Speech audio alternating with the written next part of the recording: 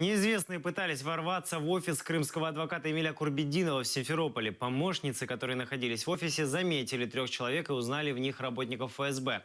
Адвокат опасается за документы и технику, где хранятся материалы, в том числе по делам крымских татар. Сейчас Эмиль Курбетдинов находится в Ростове-на-Дону на процессе по так называемому делу Хизбут-Тахрир. Девушки, которые были в моем офисе, который находится в городе Симферополе, сказали, что кто-то пытается туда зайти, ломится. Они из-за агрессивного поведения, испугались открывать, закрылись. Эти люди настойчиво руками, ногами били. Там просто находятся все мои адвокатские досье, техника с информацией, которая составляет адвокатскую тайну. А вот потом нам сообщили, что в этих людях узнали сотрудников ФСБ. С какой целью они приходили и ломились туда, мне непонятно. Потому что все знают, что я в Ростове на данный момент.